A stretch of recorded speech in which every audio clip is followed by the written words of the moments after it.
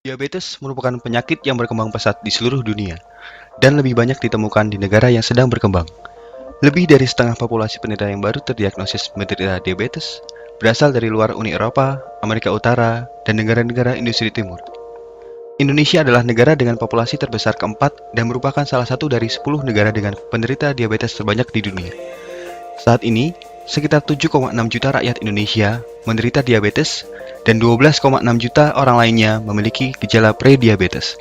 Diperkirakan, pada tahun 2030, jumlah penderita diabetes di Indonesia akan mencapai 11,8 juta orang, dengan peningkatan per tahunnya adalah sekitar 6%. Angka tersebut merupakan angka yang sangat signifikan, melampaui batas atas pertumbuhan dari seluruh populasi.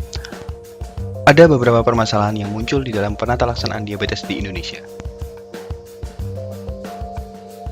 Itu kalau saya hitung mulai dari sekarang sudah ada 5 tahun sebetulnya. Ya yang ketahuan 3 tahun. Nah itu.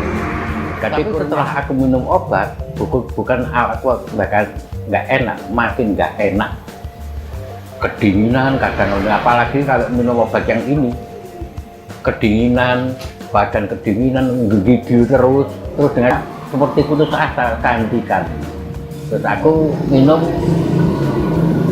seperti soman, coba tapi kurang hasilnya, kurang memuaskan, bau gitu. Terus tak kayak segala macam ya. Yang terakhir saya mengambil yang itu cuma ada orang yang bilang suruh minum kulit salak. Lah, kulit saya itu saya rebus, itu yang menurunkan yang asalnya 300. Udah pernah saya dimasukin itu. Insulin itu udah pernah dimasukkan, memang badan rasanya enak, tapi saya takut juga gitu kan, karena saudara saya juga kemasukan itu, yang akhirnya juga bisa meninggal dunia juga kan itu, karena kan juga katanya pengaruh ke ginjal ya, kan saya nggak tahu, jadi saya juga nggak mau itu terlalu banyak.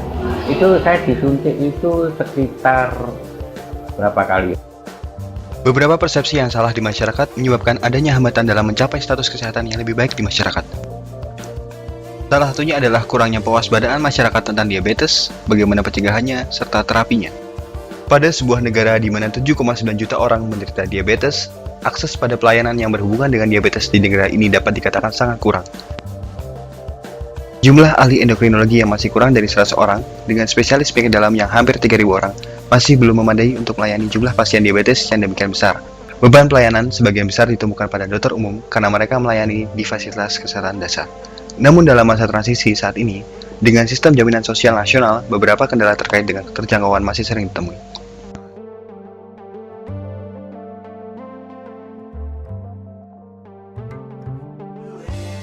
Kalau kita untuk melayani pasien BPJS, tetap kita berpedoman pada formularium nasional. Jadi, kita segala sesuatu itu mengacu pada formularium nasional, baik itu pelayanan diabetes ataupun penyakit yang lain. Di dalam Fornas itu ada batasan-batasan tertentu, yang mana dari farmasi kita juga mengacu pada batasan atau restriksi yang ditetapkan oleh formularium nasional. Pada dasarnya untuk pelayanan diabetes, untuk pengobatan obat OAD-nya dari mulai oral sampai insulin atau yang dia bentuknya pensil itu di coverage oleh BPJS. Kurangnya sumber daya mencerminkan adanya masalah besar yang dihadapi dalam mencapai pelayanan diabetes yang lebih baik di Indonesia. Saat ini, sebagian besar OAD dan insulin sudah di-cover oleh pemerintah melalui BPJS. Namun ada beberapa kendala seperti tempat tinggal yang jauh dari tempat pelayanan kesehatan. 7 dari 10 orang penderita diabetes di Indonesia memiliki beberapa komplikasi yang dapat menurunkan kualitas hidup serta meningkatkan risiko kematian. Menurut International Diabetes Federation, sekitar 50% penderita diabetes baru ditemukan dengan beberapa komplikasi, dan Indonesia merupakan negara dengan penderita diabetes dengan komplikasi terbanyak di dunia. Sebetulnya pasien diabetes itu kan ada 2 faktor yang berpengaruh ya. Yang pertama adalah genetik, yang kedua adalah environment, jadi lingkungan. Ya. Secara genetik, kalau misalnya seorang yang menderita diabetes menikah dengan seorang yang juga diabetes, maka kemungkinan si anak itu menderita diabetes itu lebih besar daripada kalau kedua orang tuanya atau salah satu orang tuanya itu tidak diabetes. Jadi sebetulnya kita kan belum pernah mengerjakan yang namanya suatu konseling, ya, konseling perkawinan.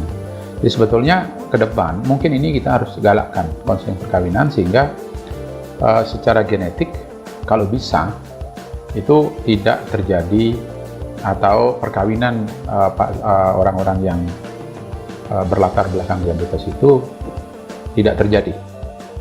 Namun demikian sebetulnya memang tidak semua orang yang genetik diabetes itu akan menjadi diabetes. Kalau kita bisa memodifikasi daripada faktor lingkungan. Jadi ilmu yang terbaru dikatakan suatu ilmu epigenesis ya. Yang kedua itu faktor lingkungan. Ya, faktor lingkungan itu artinya begini. Seseorang yang mempunyai gen diabetes, kalau dia mempunyai lifestyle yang jelek, maka kemungkinan dia akan muncul diabetesnya secara klinis. Jadi kalau kita sudah merasa membawa gen diabetes, maka seharusnya kita melakukan atau melaksanakan pola hidup atau lifestyle yang sehat. Jadi dengan diet yang benar, ya, dan melakukan aktivitas fisik yang benar. Itu mulai kecil, bukan setelah besar, enggak, mulai kecil. Nah, yang sekarang pola hidupnya adalah bukan pola hidup aktivitas fisik.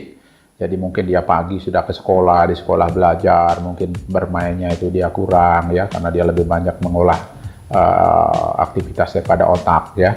Kemudian pada saat dia pulang sampai di rumah dia duduk di depan TV, menonton TV, kemudian memain game, di mana yang bergerak itu cuma tangannya saja ya, kurang aktivitas fisik. Nah, aktivitas semacam ini disebut suatu sedentary lifestyle ya. Jadi kurang melakukan suatu aktivitas fisik dan itu menyebabkan kemudian orang yang punya gen diabetes itu akan manifest. Nah, yang ketiga, kalau misalnya orang itu sudah muncul diabetes, diketahui atau tidak, itu seringkali mereka itu kurang aware. Ya, itu di Indonesia hanya 32% yang mencapai target. Ya, 68% itu merupakan tantangan kita semua yang tidak bisa. Angka kejadian diabetes di seluruh dunia termasuk di Indonesia dan di Malang itu meningkat. Meningkatnya cukup mengkhawatirkan, jadi menjadi semacam wabah pandemi. Temuan ini sebetulnya dilaporkan kembali oleh Yuliana Chan tahun 2009 bahwa memang pasien Asia Timur itu jumlahnya meningkat, tapi berbeda karakteristik fenotipnya dengan pasien-pasien di misalnya Eropa Utara dan Amerika Utara. Pasien yang berbeda itu seharusnya mendapat perlakuan yang berbeda dengan pasien-pasien yang ada katakanlah di Eropa Utara dan di Amerika. Nah, mungkin dietnya juga berbeda, obat-obatnya, mengawali obat-obatan juga kebanyakan panduan atau guideline yang dianut itu sebagian besar itu panduan atau guideline yang dibuat oleh negara-negara atau Amerika dan Eropa. Itu kebanyakan memang dianut, tapi menurut saya jangan demikian saja dianut, karena panduan itu dibuat untuk pasien Amerika atau Eropa yang fenotipnya atau karakteristik pasiennya berbeda dan ditujukan untuk pasien-pasien sana dan dibuat oleh dokter-dokter Amerika dan Eropa. Dan kita sampai saat ini belum mampu membuat panduan sendiri. Kita memang membuat panduan, tapi sebagian besar masih